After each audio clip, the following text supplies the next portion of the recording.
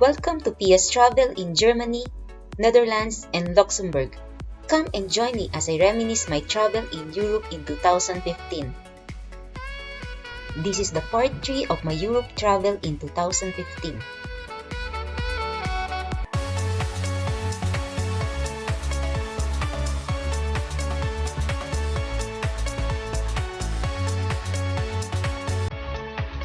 Hello everyone, welcome back to my channel. It's me, Pia Dina.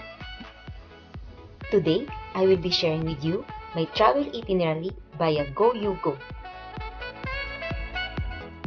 I availed the Red Line tour, which consists 8 cities in 4 countries in 4 days. On day 1, the Red Line tour leaves from Paris for a delightful scenic journey through the rolling countryside of the Champagne region, famous the world over for the sparkling white wine produced. We enjoyed seeing the historic attractions of provincial capital Reims, including the city's cathedral, a key national heritage site where coronations of French kings took place from the 11th century onwards. Here, history and traditions are equally evident. In our next location, Luxembourg, the world's only remaining Grand Duchy. After arriving in refined Luxembourg City, we were introduced on foot to the main places of interest, including the Place of Constitutions and Pont Adolphe, before having our time for further exploration on our own. City Square, featuring a memorial obelisk dedicated to World War II soldiers' freedom and resistance. The Constitution Square was put up on the ancient Beck Bastion, 1644 to 1685. The Gelpra, a monument which is located on this square, was set up in 1923 to commemorate the Luxembourgers who perished in the First World War. Today, it symbolizes freedom and resistance for the Luxembourg people.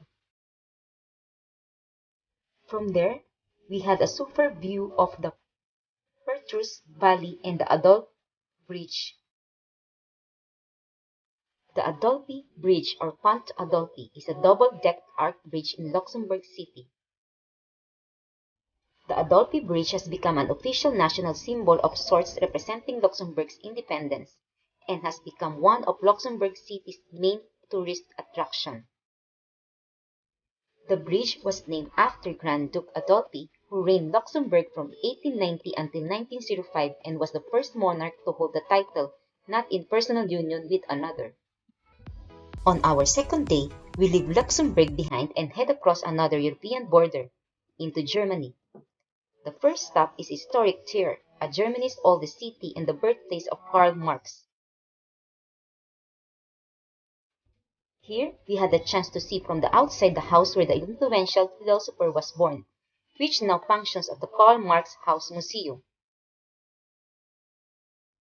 We had a walking tour that takes us into the center of Trier.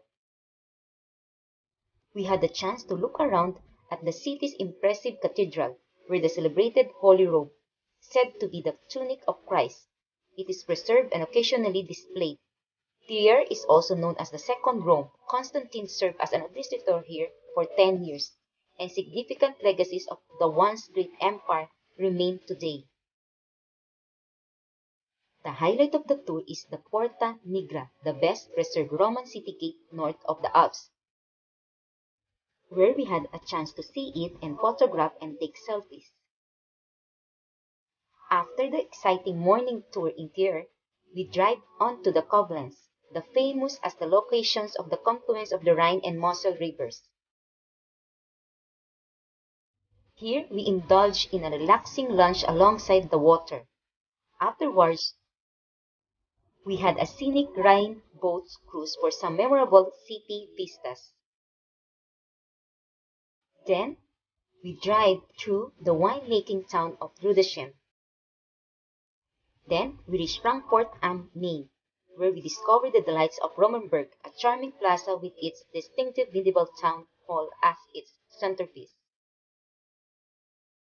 On our third day, the morning begins with a leisure drive northwest from Frankfurt to Bonn, the capital of the former West Germany until reunification.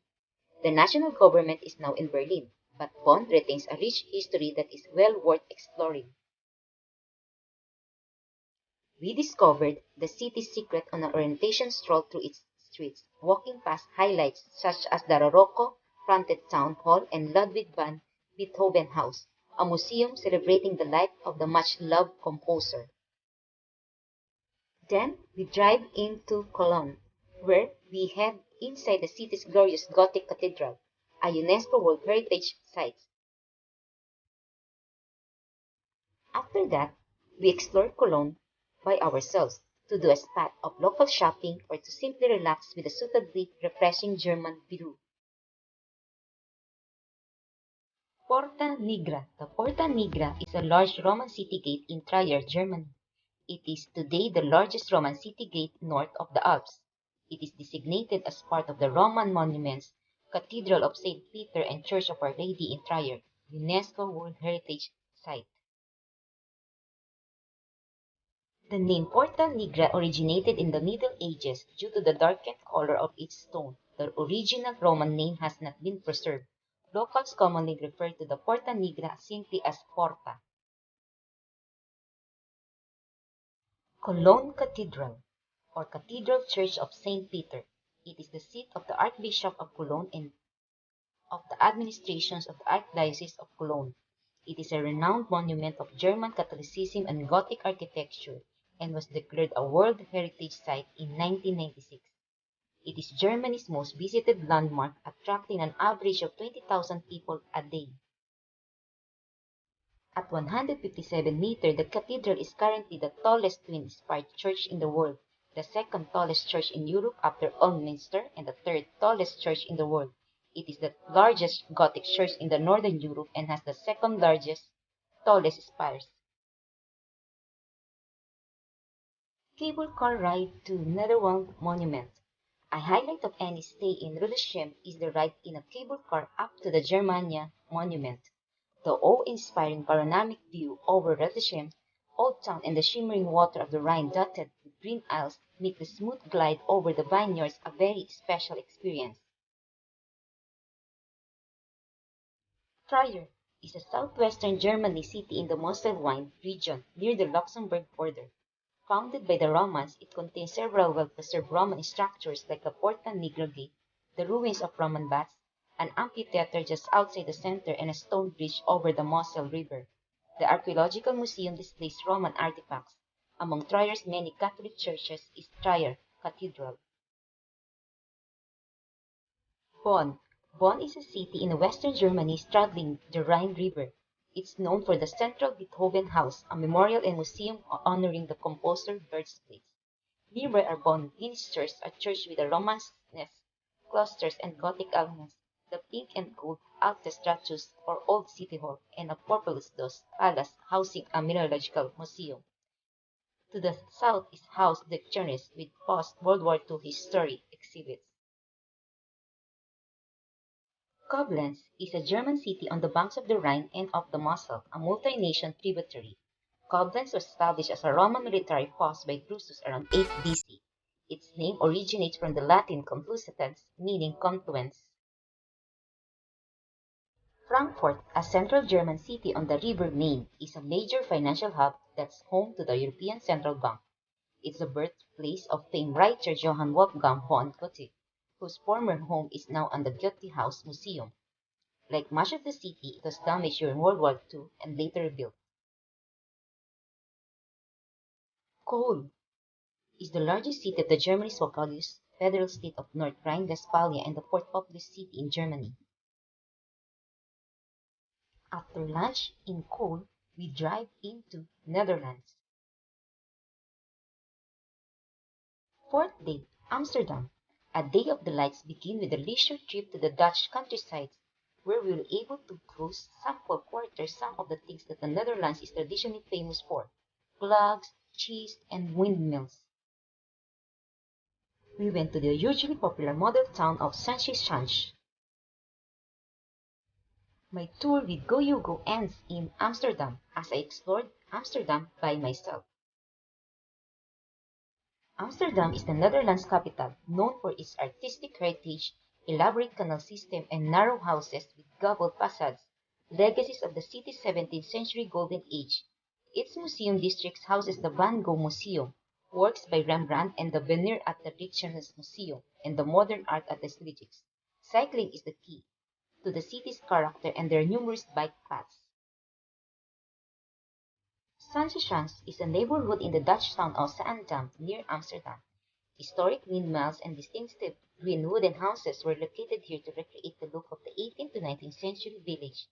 The Schans Museum has regional costume and model windmills and interactive exhibitions on chocolate making. Artisans' workshops demonstrate rare handicrafts such as wooden clog carving, barrel making, and potter casting. Amsterdam is the most populous city of the Netherlands, found within the province of North Holland. Amsterdam is colloquially referred to as Venice of the North, attributed by the large number of canals which form a UNESCO World Heritage Site. Few of Amsterdam's notable residents throughout history include painters Rembrandt and Van Gogh, the diarist Anne Frank, and the philosopher Baruch Spinoza. Schans is one of the most popular tourist attractions of the Netherlands and an anchor point of the European route of the industrial heritage. The Schans houses 7 museums: the Weber House, the Cooperation, the Gisper House, the Sandtime Museum, Albert Heijn Museum, and the Bakery Museum. The whole neighborhood is a popular tourist destination, and there is a debate in local politics on how to reduce overcrowding. It is also best known for its collections of well-preserved historic windmills and houses. Overall, joining the GoEUGo trip, I was able to visit 8 cities in 4 countries in 4 days. I was able to maximize my Europe trip. GoEUGo includes the hotel and breakfast, and bus transport from one city or to one country to another country and cities. I hope you enjoy watching this video, Pia's Travel in Europe in 2015. Thank you for watching. See you next time. Bye-bye! Please subscribe to my channel and hit the bell icon for notification. Like, comment, and share.